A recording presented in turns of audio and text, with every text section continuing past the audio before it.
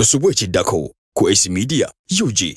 The moment gyentapinga mu buvunaanyizibwa abo omusajja alina okulabirira abantu tangoba nkulabirako abantu ariko okulaba nga ebintu nsobola byemalira so ku level kosabira kyendeta on table suubira okubaako kyofiirwa naawe somewhere ye respect mbasige nagikuwa mbasa kufukamire so omusajja basinga mwagala nnyo something on table. Esinze ekyo kyattributinga ku butaagala kukola bw'abavubuka nti bangi abavubuka ekituleetedde okutuwasa by abakazi abakulu nti tetwagala kukola ate twagala ebyamangu twagala ebirungi. So engeri gye bw'oyagala ebyamangu lwaki toyeza ku mpale ezo noyeza ne ku bintu ezaani ezange hey bakwanti enyiza ogamba ne ku bashuga mami abali ebyo bwe mutuwasa tekitufuula bakazi kitegeeza ki ogenza okumpasa nga nze abikumalira kati akakatibwa nange mba nkaagala kati bw'okaagalawa mba nkaagala kuba nange mbikumalira bye byakuleetera okumpasa tewampasa kukwoleza bintu wampasa bikumalira nakuwa kitiibwa. It's like this. Okay, Amanda was now Esther S1 Okuwa talk with AC Media Uganda kubuza gona osino bango. Thank you so much okola kyamaanyi leo tugenda mu social media mliro vibe ndine Kayz mpola chichi ate mpola chichi buzibu chi otero kundwala speed lero ndi mukakkamu ebizibu tukyalina bingi mu ggwanga tulina abalidde ebitaanu tukyalwanagana nabo kati twasazeemu ku muliro tukyalinze enjovu zigira zirwana obukokokoko tusooke tukakkanemuko tulabe gye luggwera. Ano Kayz mubeko mbabuzaako gonna nsuzu wange otraba. Thank you so much. Atrabira a German nina abantu abandibira a German amanyi AC Media eri wonna kituufu ekyo German Norway Bahrain wajata Bahrain just byebyo Qatar kyekyo mama Oman Saudi Dubai Uganda abe Dubai kubawo nnyo ne Saudi mulimu ebyana byattu byenjagala ennyo bimanyi gamanyi Bakadama byaffe Bakadama bo nze ndekata onvumya abaana baagala nakuyisaamu eggaali Kayz okobye kubatula nga tunagenda batandikirawo kale abatulaba ku AC Media Uganda bagamba nti mugamba mutya mwebale kubanga mwagala channel yaffe eno mwongere okusubscribinga mwongere okubanga ate mulaba ebintu ebinyuma because she brings you stories ez'enjawulo ebintu ebigenda mu maaso mu ggwanga n'owulira ideas z'abantu naye ate kyetwagala mumanye nti tetugenda kwogera ebyoka bye mwagala kuwulira ffe twogera okusinziira kyetukola ki tugenda bayiriza ddala yes okusinziira kyetulowooza atakyagadde ate tovuma gitwale nti eyo bwatyo ye bwakirowoozezza just respect someone's decision oba ekintu kyonna kyabayisizaawo okirabireyo nga bwoli tovuma kubanga mu nsi mu ogenda vuma paka byansi kino byansi byakula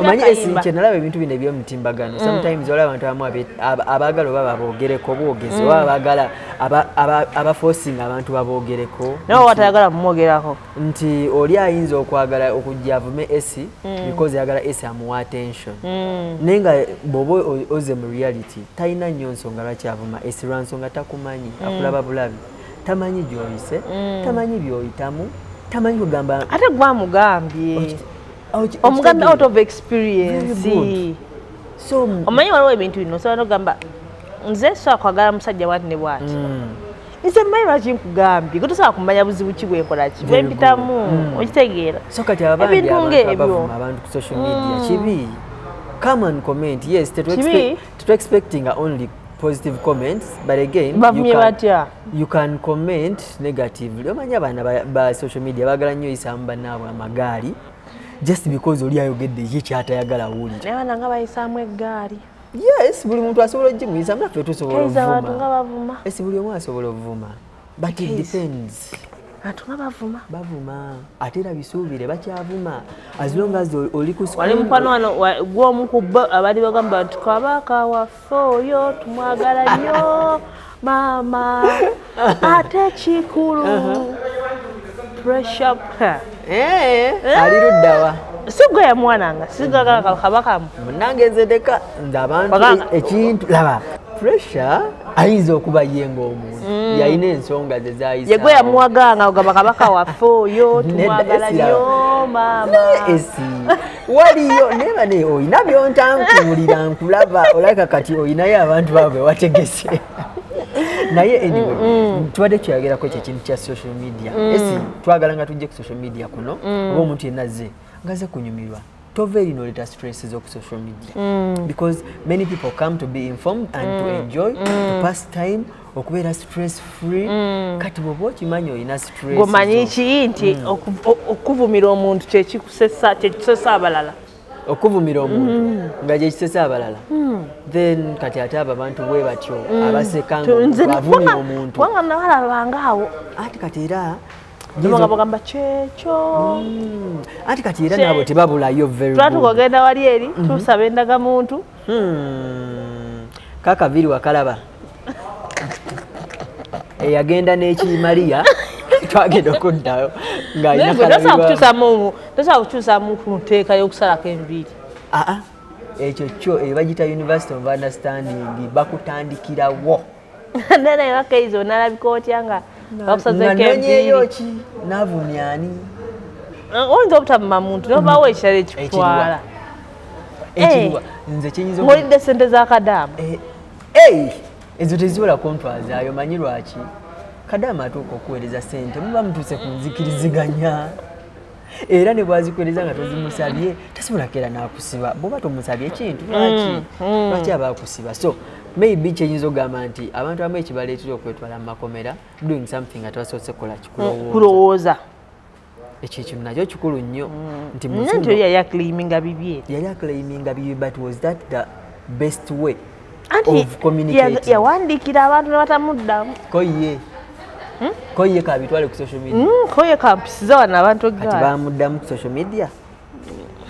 kugamba waali ye answer gye yali ayagala ndowooza ng'omanyi ki nti eyo gyali talinayo ku bakulu b'ekika kyewa yabanyonyodde bebe yali bali basobola kutuula ne bakulu bannaabwe ne bakyogerako yabanyonyodde ne kaakati ffe kitu ekyakuyiga ki nga batambulira ku mutimbagano vuma paka kuwulira bubi wangi maama mugenda lyakawunga ng'abadde babapika baliwebuuza gamba okuvuma ovume ndiwayonayeko ng'avuma omuntu abaana begumbulidde omuze oguvuma esi naye abaana bavuma social media that is okusinga YouTube ne TikTok abaana bavuma asinga balowoozayo engeri gye bagenda okufunamu following oba likes musobola ozifuna mu ngeri endala yonna naye ate vidiyo ezo zitambula nnyo zitambula tubantu balowooza already we bakikola bafuna likes bafuna mpulira mbwe waliwo abasasula agenda gamba wayi njagala onvumire esoyi nakuwa ssente nakyo kisoboka ne esi tuddemu muko obuntu esi bakuza kyemmanyi nawe muli mu nsi muno olina kyosobola okugamba nti nedda kino sijja kikola evama kisasuza evama kiriko ssente naawe tunulamuko wansi olowoozeeko gye wava ogambe bwe nkola kino kigenda kulabika kitya bw'oba olina abazadde Katonda kyabakuwadde banaakiraba batya kigenda baweesa kitiibwa ki nti kitegeeza kine bankubadde twagala ssente walabe tutagenda kukola because of money you know a lot of things happen just because of money abaana ne beeyambulira ku social media nga chicken mwana twaga gundi kati chicken saa zino mwana yesiga oyiro yesiga oyiro nodda wali ne bakutoga bati ne bakola batya kati omuntu asanze chicken akunga saakalaba tewakalaba bakola ki bamutogatoga owaaje osuugayo bamutogatoga akusakalaba tewakalaba asakalaba sakalaba wamma bakala okayina okanageko ndeka sibikumira musimu yange nange scrollinga weti oli munnamawulire olina okukuma ebifaananyi bya munnamawulire manno mu simu yo oli si munnamawulire munnange munnamawulire kikale munnamawulire by the way teri munnamawulire ayinza kukola ebyo otaba munnamawulire aba ayina bibye byano nedda ensobi zijja teyali nsobi labayo ensobi zijja esi obeera awo omukwano ne gukwata omanyi omukwano gukwata balooya bapresident kati gwe munnamawulire lwakiravu tekwata etukwata neweesiga oyiro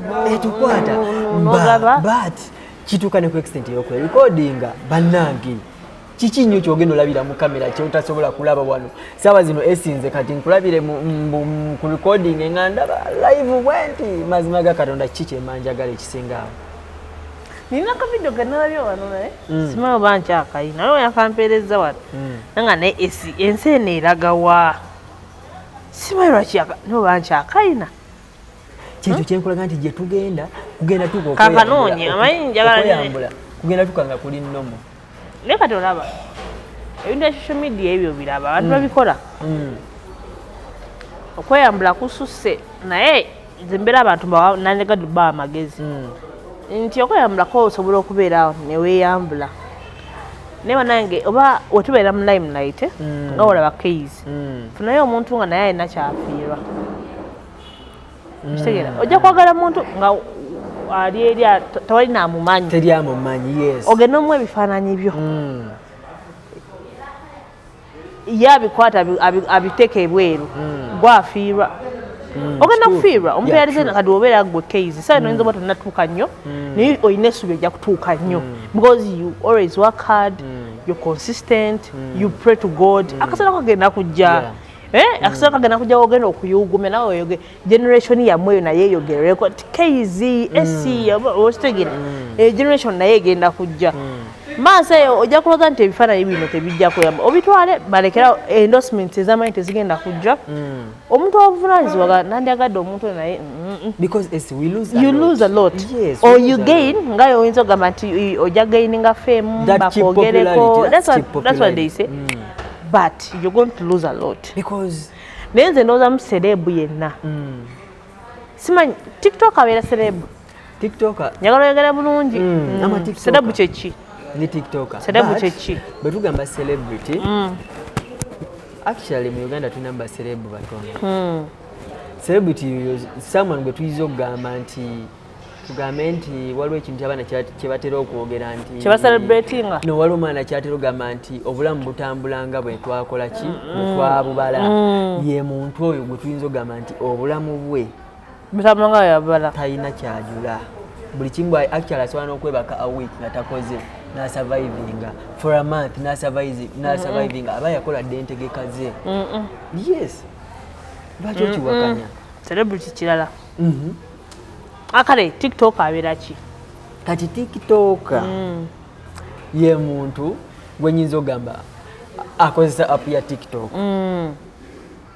any person that uses the tiktok app aba tiktoker taba celebu taba famous yes osobola ogaininga fame ku tiktok kubanga tiktok oba fame yonna tugibalira ku numbers amazima gali nti obeera mu limelight but si buli ali ku tiktok nti osobola okugamba nti ali famous tukipimira ku numbers z'olina as in people who follow you ne content gwokola n'abantu bamwagadde bata that is in terms of likes kubanga abaana gye bali bangi esi tulina abaana bali mu byalo bali ku tiktok sebo nga talina na username kuliko kanamba ke noyo naye aba tiktok but when it comes to fame is that person having the right numbers tuyinza okugamba nti akola ekintu nekitambulirawo 10 nekirala abeera famous olw'ensonga lwaki ngamba nti tiktoker naye balina abantu bagamba bajega tiktoker just numbers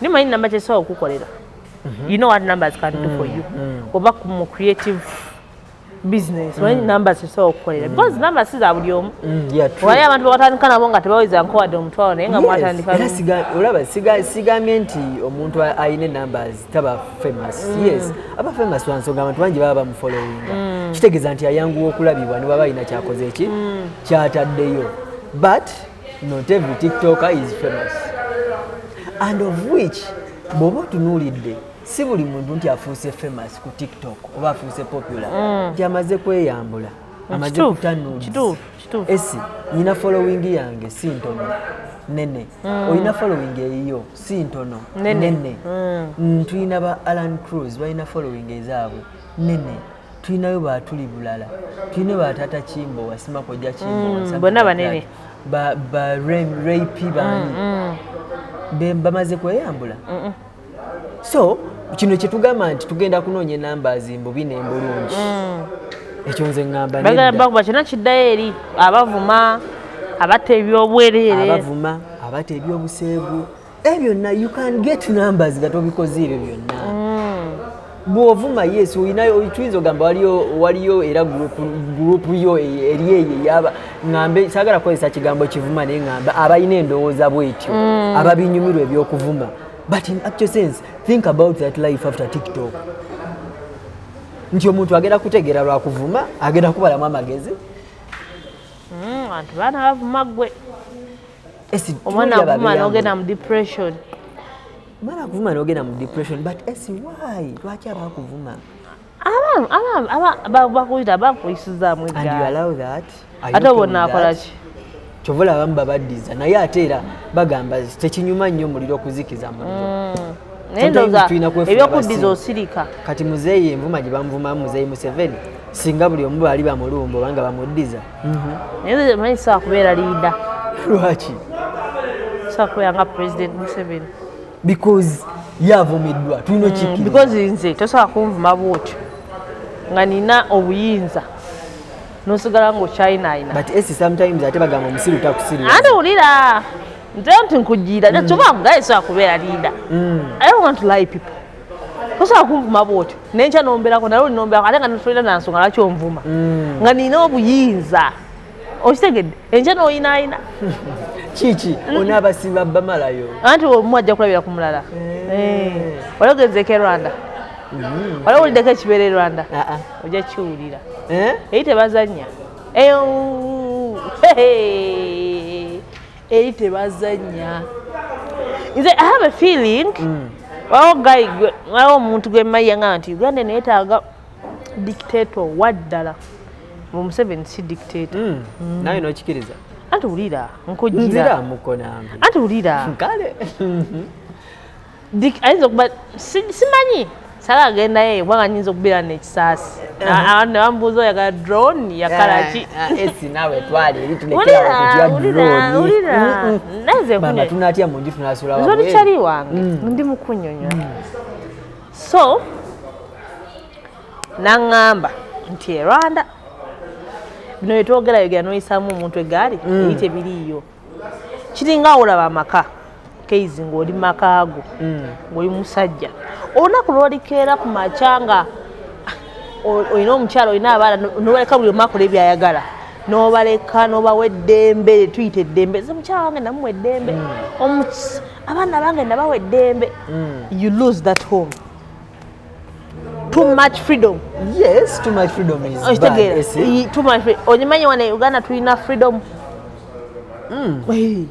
abantu bavanga bebaagala abantu bakubino bebakuba emiggo bebasibira obwereere anti waliabo no it's something else nti waliabo abagenda extra mile okwekalakaasa ebyo byota tewali kuzanya naye manyiso abantu bavumye omukulembeze w'eggwanga nosanga omuntu nga avumye omukulembeze w'eggwanga lino okumala emyaka ena lwakuba nti kyenamaze okulaba maybe okimanyi yes tuyinza okubaamu n'eddembe omanyi eddembe eringi lyerisinza okwononya environment metuli yes true yo omuntu akola nga bwayagala omwenga agumya nga wayagala yebaka ku bakazi nga wayagala buli kimu kivalaba twonoonesa ennyo ekyo kyokwebaka ku bakazi ate kireka ekyo kyo kirala wali abantu nga tosobola kuviiramu awo baleke bebakako nga bebaagala nsonga ne bebakako baagala mpozi ngogamba nti I'm telling you anti freedom baka laba you can never know okola kana bakazi abangi how bad it is yeah it is bad but again amaye bisirani byoyoro buyitawo lwaki bisirani kyamulimikisa anaba kusajja ebijiji naye bisirani ebisinga obungi eddembe Kayz kyo omuntu abeera ku social media navuma kabaka nga bwayagala kalooza wali omuntu nga si freedom nakola ebyo you can do that naye lwakuba nti era tuyinza odiyita eddembe naye era gye bigenda okuwunzika tujja mulabirako n'abalala bajja kulabirako abalala nabo bajja kirabirako nti bw'oba ovuma bagamba bw'oba ogoba musajja muno ate tutawebwa ate nga Facebook we lost it ne YouTube egenda TikTok 2026 ojja kumbuulira naye ge mazima kyo tukyogereko Facebook bwetyo bwe yagenda kumanyira bantu ate era ffe abatandika ffe abasinga okuwa abantu omuliro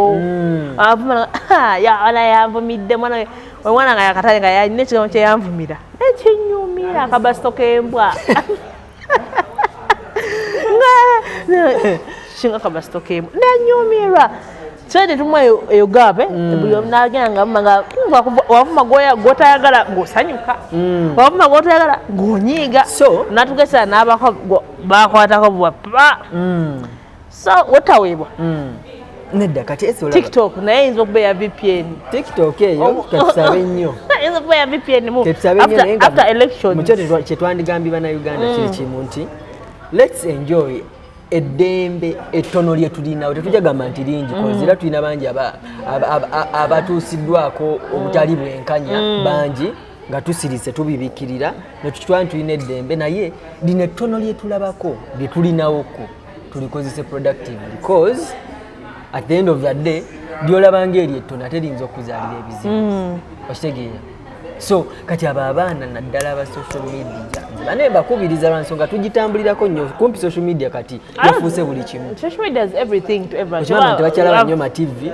balabira ku YouTube balaba zino zi TikTok balaba biki bali online okusinga abantu tebakyalina na budde butula ku ma TV so anything you say out kyokera n'oyogera mu maaso ga kamera kisobola okera nti kuzaalira akabasa bw'oteebereramu tetugenda tya kuyogeranaye nazo oyogedde oba nga Kayz kyaliwo yerabiddeyo ndagamuntu naye Kayz kiki nze kebalizi bano ojjanga tolina ndagamuntu ogira ddala ewa mmanyidde naye ate esi gwatakimanyi olina okutambula ne ID amazima ga Katonda si buli wamu nti alina okugendawo togiina kati esane togiinaawo si buli wamu nti no kati esane togiina You're not a responsible citizen. I'm responsible because I know. Wakati Kayz oba nga tukutegedde n'ogwa wali.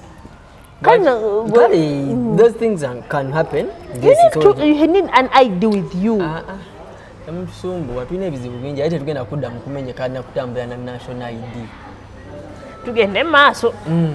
Tetugenda menyeka na tambula. Ne social media bavuze speed. Yetuvuga speed. Abaana bangi bagifunyemu lwakuba abamu balowooza nti oba bagenda ne babeera blinded by money ne beerabira ethical code of conduct ne beerabira batukuza batya just because of money ezze abaana bakoze sente esi ku social media okwo bakoze sente mu bubi n'embulungi abazikoze embulungi bangaalwo n'abeetundirako alhamdulillah bagamba you want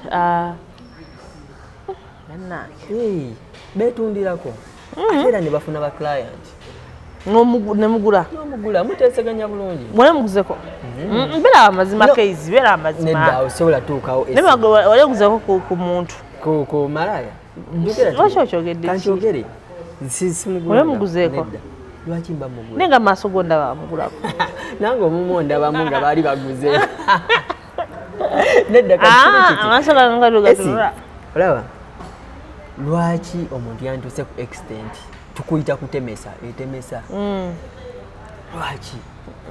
lwaki omuntu yantuuse ku extent yagenda okutemesa okugula anti bweme kwegayirira nnyo nti bannange ate nakulira enkoko omwaka mulamba newayo omuntu ogamuyita nakukomya omala otya is it okay for you to sleep with a man for money gwotayagala but just for money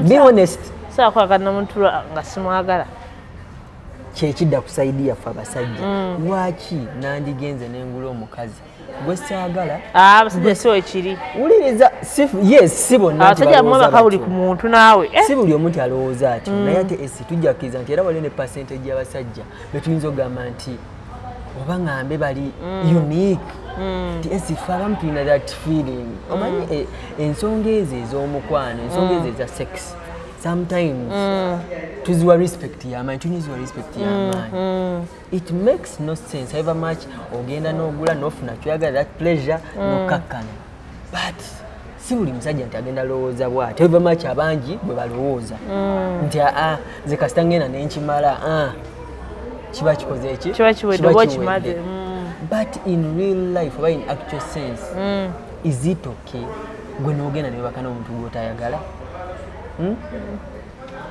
Sawa kwa kana mtu gwesaagala. Bati okimanyi nti abakazi omwatuuse ennaku zino mutunda butunzi temukyalina mukwano.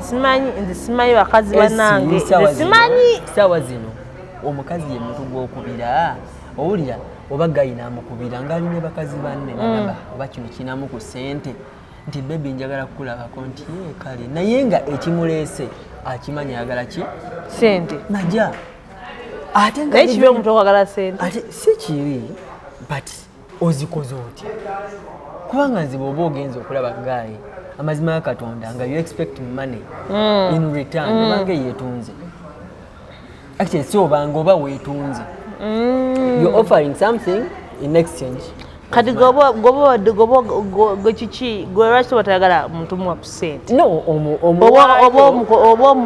obo anje kyekulaga sagala nyo kwogera obodda sokole omanyi bangambe naku zino mbiri jamu mwagifula na buduuka naze simanyi nze sinzi muba mulina okujaiza capital ate zigenda okukola okusavisinga omubiri odde ewalala omanyi kati mwatuteekamu ne kati gobo obaza otya omubiri gwe kati gwe olaba kyali badde kitya kubanga kati wongamba nti hello esi njagala kukulabako badde kati obanga oyagala kundabako olaba otya wenzijewuwo wulira olaba otya wenzijewuwo nondabako nentula bwenti nondabako nenkulabako ate ongambye esi njagala kukulabako mbadde mayife nabetuba abantu bakulu wulira ongambye agala kundabako nenzija nenga ondabyeko omaze nendaba nengenda oba manjaki bakubanja oba manjaki oli muntu mukulu nedda sikulaba kutunuulira butunuulizi bwenti nsobola n'okulabira ku ssimu bwenti kati goba olowooza olumaliriza nga bbayi nedda era omuwaayo ka transport akatonotono lwakuba nti ennaku zino ate mwatuuse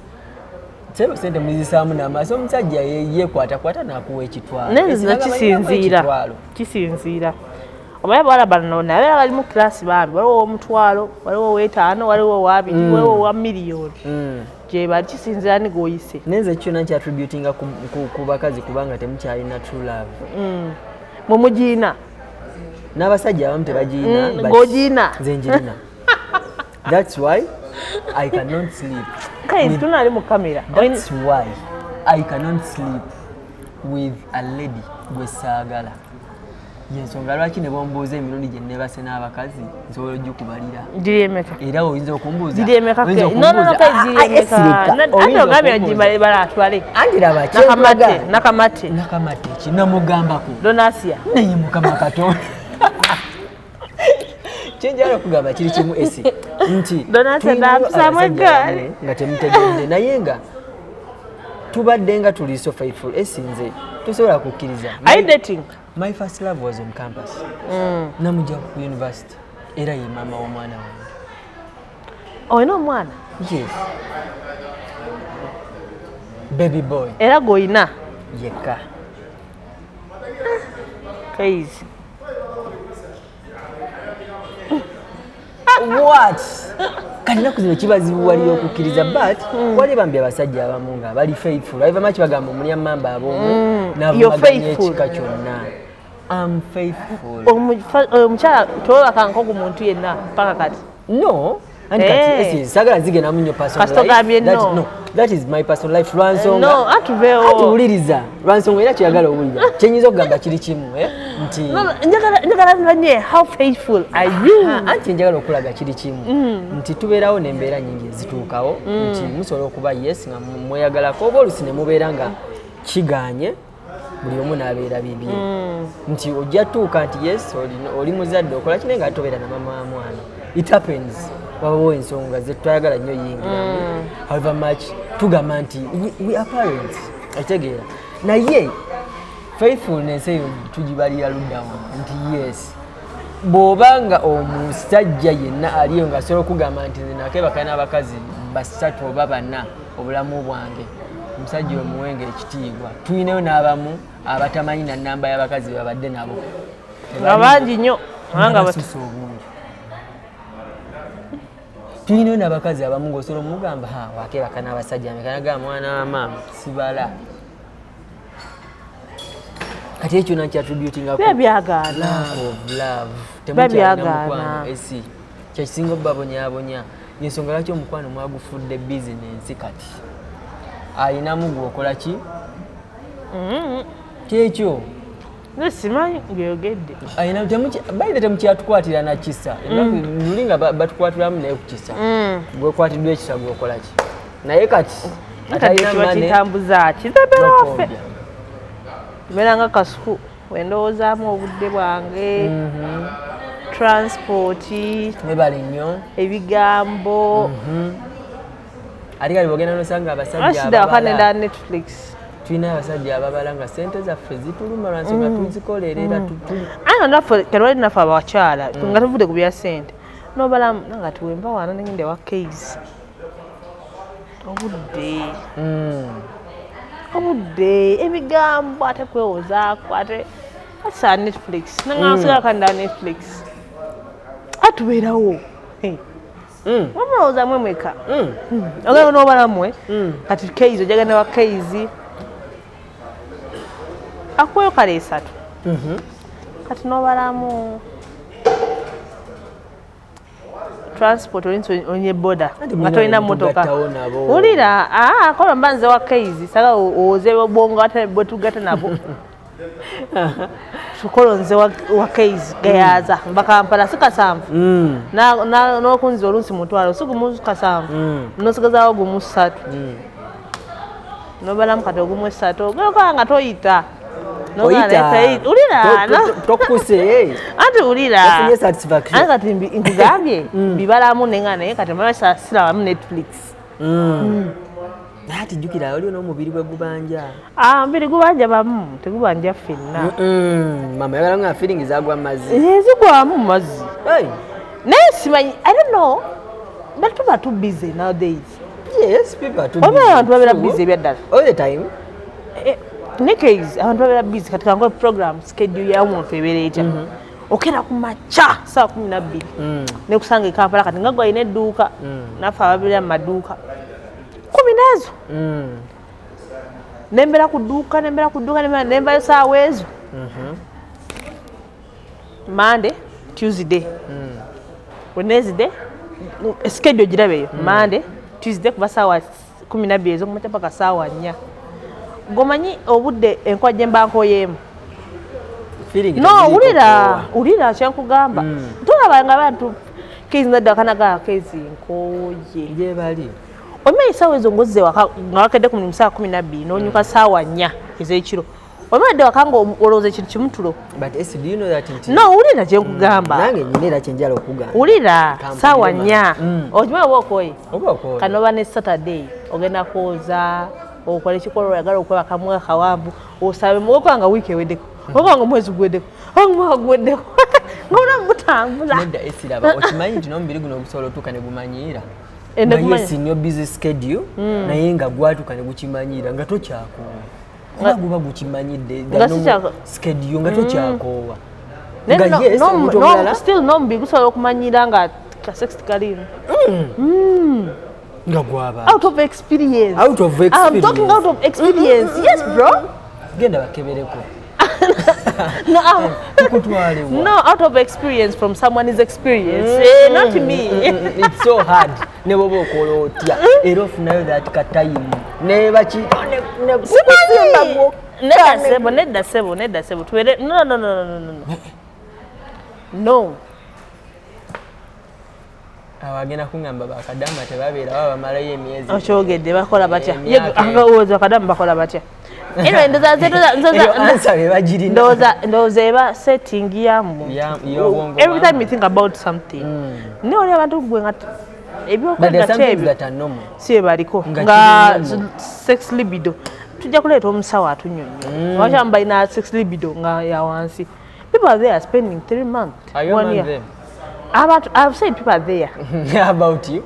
That's personal life. What don't in a personal life? Okay. Hey. Okay. So that's life. That's why wabakazi abamukazi balansenyo okudukira ku buvubuka obuto. Ovubuka obuto. Simanyi jakubuza Zari.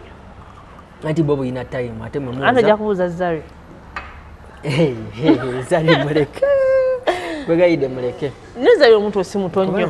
Omuntu osimuto nnyo but era still bw'ogerageranya n'omukazi era aba muto si muto nnyo ye baba kinawulira bwennaku ezo badde beetwala mu Winter Awards zaaba ekitiibwa negooza zali byakola byebyo abeene wa Shakibu webulanga ate ali ne Diamond Plena sente byezikola mu nsi muno banga tolina sente wekakkanye ani talina sente Shakibu kakati era Shakibu tuyinza ogamba ebintu ebisinga byafunye abifunidde kwani Kuzari because Shakibu twali tetumumanyi twamulaba bulabi tutandika mumanyira ku Zari that means tugenze okiraba ate nga tugenze okiraba nti abakazi bato that caliber of Zari ani bad black ani nani naye aba amwagala ani ayagala ani beyagala aisho abeyagala bekola ebyo oyagala kwagala akuyisa ati gweyagala kwagala akuyisa ati because esi waliwo amazima ge twagala obikkirira anti amazima gali nti tulina sente kyekisookera ddala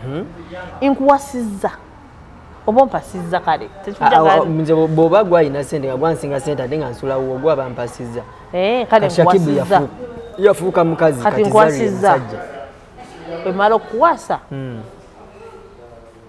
lwaki tokola mirimu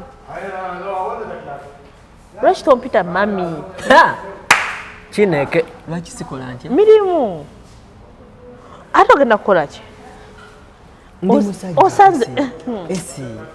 osanze buli kimu nze akigula where do you get the guts oba olina okoza ebintu olina okusimula ennyumba olina okusitula abaana olina okuzannya n'abaana olina okufumba lwaki oba wandeeta bamaidi tebali abalina okukola andi omulimu gwe gwakusinga okuleesa gwa kiro kati emisana tosobola kubeera ng'oli idle togufuna anti ogwe ekiro kati emisana oba okola ki oba olina okukola emirimu engeri kiri nti vice versa nti senga gwe asanze senga nze ali mu kufumba senga nze ali mu kufumba naye engeri kiri nti nakuwasa ne muteeka Uganda gye mugitwala kati bwe mujagala anti mwagala kukola oba abasajja gye bali nga babeerawo mu jimu kati nga ku satellite bakola obunyama balabika bulungi naye nga ye ali awo era beeraga nonya tulaba abasajja babeerawo naga nonya mukazi alinamu ssente nga bo baliwo okwetega naye ate buba bunafu kubanga toyinza kungamba nti ng'oli awo olinze bakuwase ng'oli musajja esi nazzi kuno ngambako kanyiiza bangi naye nazzi kuno nga kibayita omusajja gwatambulirwako ensonga yonna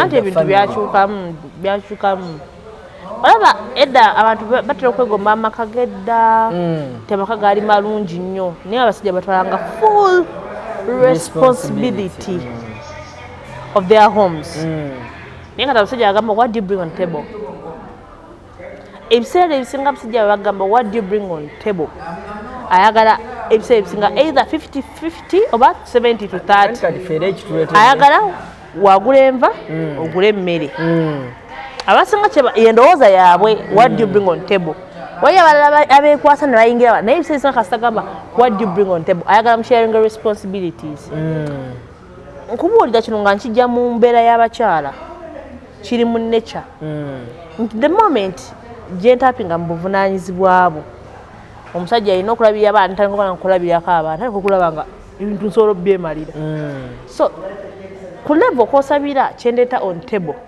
suubira okubaako kyofiirwa naawe somewhere ye respect mbasigenda nagikuwa mbasobola kufukamire so abasajja basinga mwagala nnyo something on table esinze ekyo nkyatributinga ku butaagala kukola obw'abavubuka nti bangi abavubuka ekituleetedde okutuwasa by abakazi abakulu nti tetwagala kukola ate twagala ebyamangu twagala ebirungi so engeri gye bw'oyagala ebyamangu lwaki toyeza ku mpale ezo noyeza ne ku bintu ezaani ezange anti woba gwampasizza ate kakati olaba wulira woba gwampasizza Kayz mba nja kwoza pantiso out of love because I love you nawe bwoba ompasizza kale kitwale nti ompasizza kuba onjagala nange nyina byenkumalira kale byekolere yes ompasizza naye ate tontuusa ku eyo extent anti nze ate wemba nkwagala ompasizza out of love ngenda kukoleza pantizo ngenda kukola buli kimu out of love kati engeri gye mba nkuwasizza vice versa so does that mean nti ne woba gwawasizza omulenzi Ndandi sawa kuwasa. Akali njogera tuli kwogera nti ne bwoba obadde gwe mukulu ku mulenzi n'omuwasa kimufuula mukazi gwe n'ofuuka musajja. Asobola kuba nga mukulu nga muto ku nze naye nga alina that manhood in him. Nga asobola okukola atabaka si kuboggola naye waayogera owulira is taking care of his home. Esi ki ekisinga okwenza abakazi? Buli muntu ayenda kuba nga nsendangako nze mba njagala mu musajja wange obonaga omusajja wange bwetuuka ku nsonga za laavu tandika okunanaagira nze simanyi oba ani akulemesa ozoogerako yenna gyali nze naresigninga nti yalaavu esagala byogerako nnyo siagala nnyo ku yalaavu reason being sigamba tino naye buli omu laba agitegeera lulwe Chuba wale agamba musajja atankuba musimanyi nti anjagala. Kali nze onkuba. That is something different now. Onkuba? Ye bali. Andi boje bali neze tosobola ate kunkuba. Era si buli omu naye. Si buli wamu. So buli muntu nava ajagala kali oyagala okutandika okwogerera laavu. Wala ajja kusobola. Ojja kwogera ekintu nga gwe kyoyagala oyagamba oli musiru tolina mpisa. Oba kitege. Negwe that's how you feel.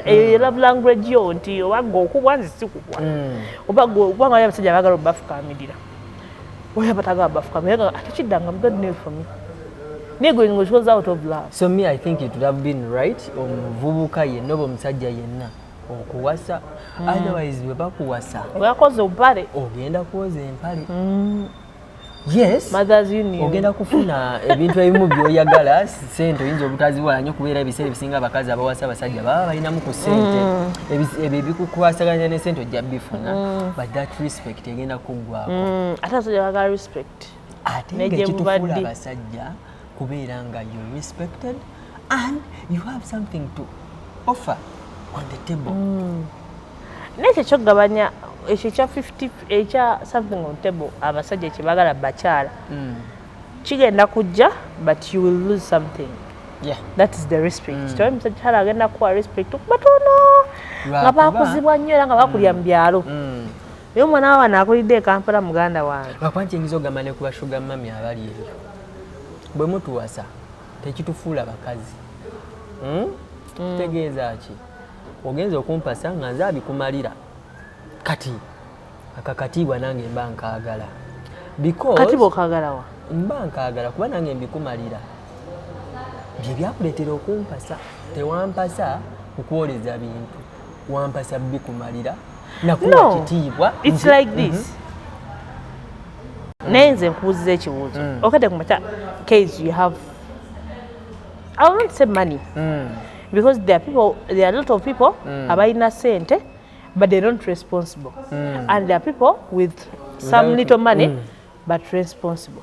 So as a responsible man like Kayz, okay, you choose to marry someone's daughter. You choose to marry them. Also, you're taking your responsibilities. Every you know because food, shelter, each and everything will not be fulfilling. Umcharo na kuachi ekitiibwa. Sizo naye na chakola ki? Chakumalira. So gwatero achoga mambo inacho mumalira. Anti omanyi lwaki esi. Nti nze bwe ndaba omukazi nga yawasiza omusajja tuyinza okugamba tekibeera right cause mu byaddala omusajja alina okukola ki? Okuwasa.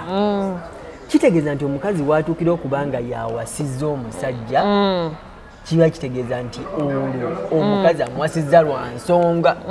So nga ate omusajja bawasa omukazi. It's a normal thing. Kiba kiwedde. It's a normal thing. Tongamba nti oba obimmalira. Ekyo kiba normal because omusajja yawasizza ani? Omukazi. And you as a lady, you know the duties olina okukola. Wakanga bakuwasizza. Ekyawuka kuwona ate omusajja gwe wawasizza. Okitegeera nti ekyo kyo tekiri nnomo. Era ng'oggyeko okuba kale economy nti mbi nnyo etwala abavubuka abasinga tekyandibadde right muvubuka kukkiriza muwasa. Naye kati bawasiza ddala. Ani gye mututwala. Nate blame nayo tugyeteekeko ffe ng'abavubuka tetwagala kukola. teri muntu yekoleredde muntu agenda ku makya n'atuyanira omusente bw'agenda kukkiriza mutuusa ku that extent ey'okumuwasa naye bano waliwo bano abavubuka ba invitation to treat akubye akanyama ba invitation to treat akubye akanyama ataddeko board ati azze wali anyenyeza ebbeere abo tebaagala kukola ne bakeera mu jiimu ne bakola obunyama kyemuva mulaba be basinga okuwasa ate ndo gadde bagenda kukabira respect ani agenda ogikuwa nga bakuwasizza buwasa so Shakibu kino ekintu kya Shakibu ne Zari bebamanyi nja kugamba nti Shakibu nja mu blamingamu lwa nsonga wokkiriza ogenda ku mukyala bw'atyo waliwo ebintu ebimu byoba alina ssente anyirira nnyo ebintu ebimu abirabe bulabi amanye nti kino nakiyingira nkimanyi tajja tugamba yagenda okiyingiramu atamanyi Zari n'abasajja Zari babadde nabo abamanyi ne klasi y'abasajja Zari balina oba babadde nabo agimanyi kati Shakibu waffe alina kuteeka wansi bikola oba byakulwanyisa nakakkana n'asirika however much ne Zari omublaminga because oba oleese omusajja ewaka ono sawa zino mutwale nti yaliwo muwe ekitiibwa naye ate bw'ogenda ozungu oba olaga nti kano ate okalabanga kakasasiro ate nga Zari twali tumanyi ng'omukyalo ow'empisa ng'ogyeko bino ebyogamba nti omusajja wuuli alesooli naye ng'amanyi kye bayita okukwata omusajja at least ng'omulaba omusajja naye atalina list amuteekamu ate ekyo esi kyemulina okuyiga balina bali ku media abakyala kyebalina okuyiga abakyala kyemulina okuyiga buli musajja gwogenda okufuna nti agenda kuba alina naye bw'oba oyagala omuntu wo kubanga tumanyi nti ebintu bya love sometimes ziba nsonga za mutima sina sometimes ebintu bya love nsonga za mutima bw'oba olina omuntu omutima gwo kugusanyukira ng'ogamba nti nze ono omutima gwange ogukakkanira bambi mu mbeera yonna gy'alimu mwagaliremu bw'oba weetaaga musapootinga wejjemu the other pride nti ndi mukazi kakkana ogambe kati tufuuse muntu waki bw'aba atayina kamusapootinge bw'aba alina era tujja kulaba engeri tukikwasaganyamu that is it ne bw'ojja n'ogamba nze ndi mukazi nze buganye agamba wagali tegakola beera n'omuntu gw'oyagala mumanye engeri gye mugenda okukolangamu ebintu byammwe ng'abantu ababiri mujja kubeera nga mwewala ebintu byonna ebiyinza obbaleetera obuzibu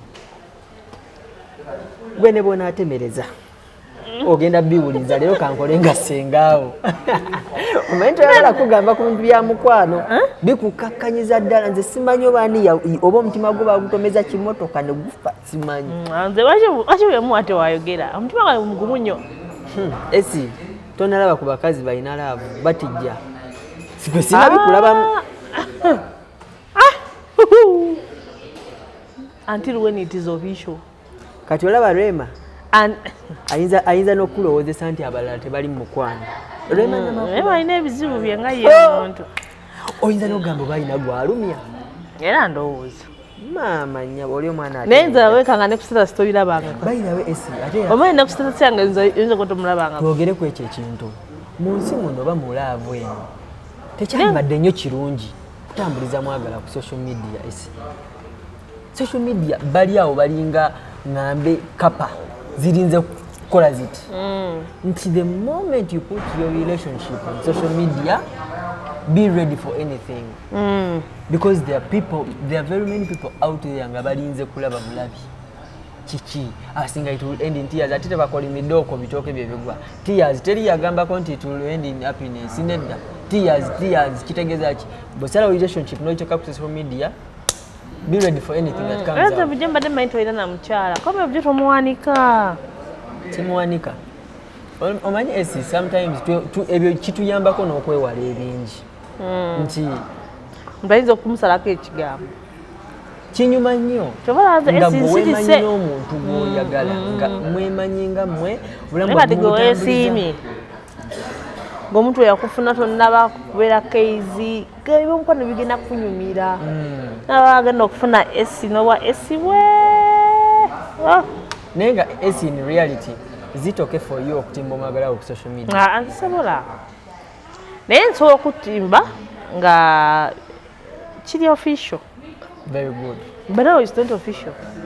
Never kijja kuba kibi nnyo leero okutimba Kayz enkya nentimba omulala oli nentimba omulala mujja kunjulako nti ndi mwenzi nnyo okitegeera naye wali eri ntimba omuntu nga kiri official. I respect people that keep their personal life off social media mba respecting nnyo lwansonga abantu abo balaba be basinga okubeera n'emirembe. Social media kenyini esobola okubaawula ababadde beeyagala naye just because mwasalawo kifula public.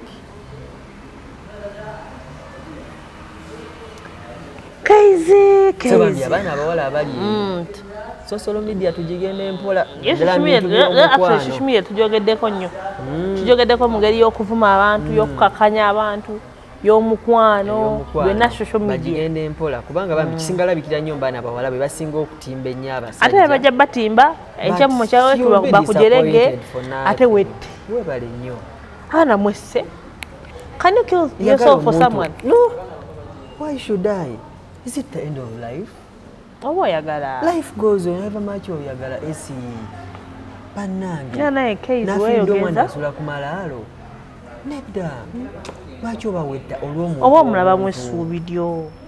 Essuubi obudde botaddemu. Ate abakyala kitumenya nnyo. Kyaba abakyala betta. Because omuntu aba jukira ffe emyaka buli mwaka gwagenda. Gwe Kayz you can marry at 50, at 60. Names at 50, no one is taking you. I attribute it to... So someone will waste my time for almost 35 years. Non-disappointing. I attribute it to someone who werekere yakako kaliza. Ebintu byalabyo ndabira abasoga basijja kwerekeramu, simanyi nja kwerekeramu. Omwana nakuba jjo kwanga yensi eggulu gwe bulamu. Bakoze nabigaana. Ati ekyenkulaga ne bwe bapiki ebayo nakaliza abweri. Wane bwe gasika. Omwana omulaba giwunzika akenenuleyo gali okitegeera kitegeeza kino ebintu byalaamu abaana ekibaleetera okwetta esi kubanga beemaliramu nnyo mu bintu bino mu nsonga z'omukwano okitegeera nti yagala ng'oyagala naye ate nga naawe weeyagala teri muntu yeeyagala era ayagala bulamu bwe agenda keera bujjewo just because of love bubankyaye n'ogenda neweeteka mu kkubo bakoone emmotoka zikoone sima oyimiridde ekizimbe simanyi oyagala committing suicide really because of just a human being. Ogenda kwetta life will move on. Omuntu gwe wettidde agenda kuwasa. Omanyi abantu bwe baakakyawa mu nsi. So nga tesenga obaddewo yali kwadde chance eyo. Omanyi abantu bwe baakakyawa mu nsi muno. Omanyi abagaseewo. Omanyi abagaseewo. Naye gwe balina batukyaye. Inzu bali nunje kaji bakancha wakwanze ebintu bino sibyogera nkulaba neze bankyawadda nkulaba chicho onere dago mtu akakumenya chovalanza abana abeetugamba yetuze lwa musajja sima netuze lwa mukazi mbanenya si kirungi kye bakola. Love yourself. Omuntu ejja mu nsi mulaba teyeyagala. Love yourself, love your life. Yagala gwofunye naye ate nga nawe weeyagala yensonga lwaki nti in case of anything that happens kijja kwanguyira okumuvinga on because nawe kenyini life yo is your priority. Okitegeera. Don't prioritize some other person's life. Abantu bettala yenze isa sijja kutukawo. Tenanga awo amazima ga Katonda sijja. Ebintu bingi bye sigenda kukola nnyo mulaavu. Bintu bingi bye sigenda kukola mulaavu. No combo bugere. It's okay ddala phone 6. Nudes. Kwetta. Abana bazita spices ezo. Kale spices. Okwetta.